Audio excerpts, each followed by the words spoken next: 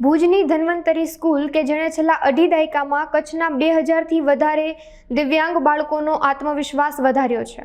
શાળા દ્વારા આપવામાં આવેલ વોકેશનલ ટ્રેનિંગમાં દિવ્યાંગ બાળકો દ્વારા બનાવવામાં આવેલ રાખડી, ચોકલેટ તેમજ અન્ય વસ્તુઓનું સ્કૂલમાં વેચાણ કરવા માટે કાર્યક્રમનું આયોજન કરવામાં આવ્યું હતું, જેનો મુખ્ય ઉદ્દેશ્ય નફો મેળવવાનો નહીં પરંતુ દિવ્યાંગ બાળકોમાં કૌશલ્ય વિકસાવવાનો છે. આ કાર્યક્રમમાં જિલ્લા સમાજ સુરક્ષા અધિકારી નરેશ ચૌહાણ, નિવૃત્ત આચાર્ય સંજય ઠાકર, બીઆરસી કોઓર્ડિનેટર ભરત પટોડિયા, અખિલ ગુજરાત વિશિષ્ટ શિક્ષક સંઘના પ્રમુખ કિરીટ ઝાલા, સીઆરસી કોઓર્ડિનેટર જીતેન જોશી તેમજ સ્થાનિક અગ્રણી વિનોદ ઝાલા દ્વારા પ્રદર્શન ખુલ્લું મૂકવામાં આવ્યું હતું. આ સંસ્થા દ્વારા છેલ્લા અઢી દાયકાથી કચ્છના 2000થી વધારે દિવ્યાંગતા ધરાવતા બાળકોને આત્મવિશ્વાસથી મજબૂત કરીને સમાજના અનેક ક્ષેત્રોમાં સ્થાન અપાવ્યું હતું. મારું નામ ડિમ્પલ શાહ છે અને હું છેલ્લા 25 વર્ષથી ધન્વંતરી સ્કૂલમાં કાર્યરત છું. આપ સર્વે જાણો છો તેમ ધન્વંતરી સ્કૂલની સ્થાપના ડૉક્ટર શાંતુબેન પટેલ દ્વારા કરવામાં આવી. એ બાળકોના ડૉક્ટર હતા અને એમણે જોયું કે આવા દિવ્યાંગ બાળકો માટે ભુજમાં અથવા તો કચ્છમાં ક્યાંય એવી ફેસિલિટી નથી જેનાથી આ બાળકો અભ્યાસ કરી શકે અથવા તો પગભર થઈ શકે. એટલે શરૂઆતના સ્ટેજમાં એમણે 1996માં 2 બાળકો સાથે સ્કૂલની શરૂઆત કરી. ધીમે ધીમે આ સંખ્યા વધતી ગઈ. આજે 150 બાળકો સ્કૂલમાં અભ્યાસ કરે છે, જેમાં શ્રવણમંદ, મંદબુદ્ધિના, સેરેબ્રલ પાલ્સી અને ઓટિઝમના જે બાળકો છે એને આપણે થેરાપી અને શિક્ષણ આપીએ છીએ. પણ આટલા વર્ષોના અનુભવ પછી વાલીઓના સૂચનો દ્વારા અમને જાણવા મળ્યું કે 8 ધોરણ ભણી લે અથવા તો આગળ અભ્યાસ કરી લીધા પછી આ બાળકો માટે ભવિષ્યમાં શું, જે બાળકો ઘરથી બહાર નીકળીને કામ કરી નથી શકતા તો એ લોકો શું કરે. એટલે વાલીઓના સૂચનને ધ્યાનમાં રાખી અને અમને પણ એવું લાગ્યું કે આપણે જે તાલીમ આપીએ છીએ એ વેડફાઈ ન જાય, એના માટે એમને પગભર કરી શકાય એવું કોઈક પગલું આપણે લઈએ. અને એ ઉદ્દેશ્ય સાથે કે આ બાળકો કંઈક શીખી શકે, પોતાના પગ ઉપર ઊભા થઈ શકે, એના માટે છેલ્લા 2 વર્ષથી આપણી શાળામાં વોકેશનલ ટ્રેનિંગ સેન્ટર ચલાવવામાં આવે છે, જેમાં શરૂઆતમાં અમે 5 થી 6 જુદી જુદી સ્કિલ બાળકોને શીખવાડવાનો પ્રયત્ન કર્યો, જેમાં બાળક જે બી સ્કિલમાં ઇન્ટરેસ્ટેડ હોય એમાં એને આગળ લઈ જવા માટે આપણે પ્રયત્ન કરીએ છીએ.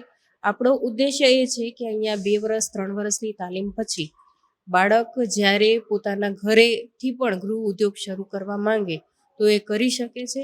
એનાથી બાળકનો આત્મવિશ્વાસ વધે છે કે મારા ભાઈ બહેન જે છે મોટા થઈને કામ કરે છે તો હું પણ કામ કરું છું, હું પણ કંઈક આવક ઊભી કરી શકું છું. ઘરમાં પણ એનું માન જળવાય છે.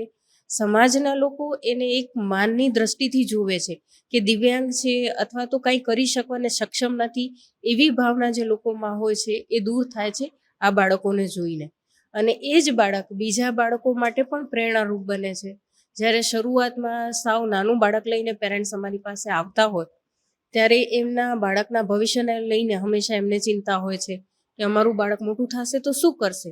તો જ્યારે આ બાળકોને સારી રીતે કામ કરતા જુએ છે, પગ ઉપર ઊભા થયેલા જુએ છે, તો એમને પણ એક આશ્વાસન મળે છે, સાથે સાથે એક સધિયારો મળે છે કે ના, ભવિષ્યમાં અમારા બાળકો પણ સારી તાલીમ પછી પગ ઉપર ઊભા રહી શકશે અને પોતાનું ગુજરાન સારી રીતે ચલાવી શકશે, મોથા જ નહીં બને, કોઈ ઉપર આધારિત નહીં બને. તો એક બહુ સરસ પ્રયત્ન બાળકો દ્વારા કરવામાં આવે છે અને ખૂબ અમને બાળકો પાસેથી પણ સારો પ્રતિસાદ મળ્યો છે કે જે અમે આશા રાખતા હતા એના કરતાં પણ ઘણું સારું કામ બાળકો કરે છે. ખૂબ લોકોએ પણ એની પ્રશંસા કરી છે કે અમારા મનમાં એવું હતું કે બાળકો દિવ્યાંગ છે અને પોતાનું ગુજરાન સારી રીતે ચલાવી શકશે, મોથા જ નહીં બને, કોઈ ઉપર આધારિત નહીં બને. તો એક બહુ સરસ પ્રયત્ન બાળકો દ્વારા કરવામાં આવે છે અને ખૂબ અમને બાળકો પાસેથી પણ સારો પ્રતિસાદ મળ્યો છે કે જે અમે આશા રાખતા હતા એના કરતાં પણ ઘણું સારું કામ બાળકો કરે છે. ખૂબ લોકોએ પણ એની પ્રશંસા કરી છે કે અમારા મનમાં એવું હતું કે બાળકો દિવ્યાંગ છે તો ક્યાંક એ લોકોના પ્રોડક્ટમાં કચાશ હશે, પણ બહુ જ ફિનિશિંગ સાથે બાળકો કામ કરે છે, ખૂબ લગનથી કામ કરે છે. અને હું સમાજના દરેક લોકોને વિનંતી કરીશ કે આપણે એ બાળકોની દયા ખાવા કરતાં એમને પગ ઉપર ઊભા રહી શકે એ રીતે બનાવવા માટે પ્રયત્નશીલ રહે અને શક્ય તેટલું આ બાળકોને આગળ વધવા માટે પ્રોત્સાહન પૂરું પાડે. ખૂબ સારો પ્રતિસાદ ગઈકાલે અમને મળ્યો છે અને આશા છે કે આજે પણ ખૂબ સારો પ્રતિસાદ મળશે. આ 2 દિવસના પ્રદર્શન પછી પણ શાળાના સમય 10 થી 4 દરમિયાન કોઈને બી વસ્તુ લેવી હોય અથવા તો આ સેન્ટરની મુલાકાત લેવી હોય તો એ લોકો સ્કૂલ ટાઈમની અંદર લઈ શકે છે. અને ખરીદવા માટે નહીં પણ બાળકો શું બનાવે છે એમને પ્રોત્સાહન આપવા માટે પણ જોવા માટે પણ એ લોકો આવી શકે છે. રેગ્યુલરમાં અત્યારે આપણે સિલાઈ શીખવાડીએ છીએ, મડવર્ક શીખવાડીએ છીએ. જે બાળકો એવા છે કે જેમને છોકરીઓ છે ખાસ તો એમને ઘરમાં વપરાશ માટેના જે મુખવાસ છે, પાપડ છે એ બનાવવાની તાલીમ આપણે આપતા હોઈએ છીએ. થોડું કુકિંગ પણ શીખવાડીએ છીએ કે એ જાતે ઘરે કુકિંગ કરી શકે. ઉપરાંતમાં જે બી તહેવાર આવે એના રિલેટેડ ક્રાફ્ટ બનાવતા આપણે બાળકોને શીખવાડીએ છીએ. રક્ષાબંધન છે તો રાખડી બનાવે છે, ચોકલેટ બનાવે છે, મડવર્કની ફ્રેમ બહુ સારી બાળકો બનાવે છે, તોરણ છે. અને જે આપણે ઘર વપરાશમાં રેગ્યુલર યુઝમાં જોઈએ એવી ઘણી બધી વસ્તુઓ જેમ કે આપણે રોટલી રાખવા માટેના કવર છે અથવા તો ફ્રીજ માટેના કવર છે, એ બધું જ અત્યારે આપણે પ્લાસ્ટિકમાં ન બનતા આપણે કાપડમાંથી બનાવતા શીખવાડીએ છીએ બાળકોને. અને લોકો એને ખૂબ સારો પ્રતિસાદ આપે છે, જે ખૂબ સારી વાત છે.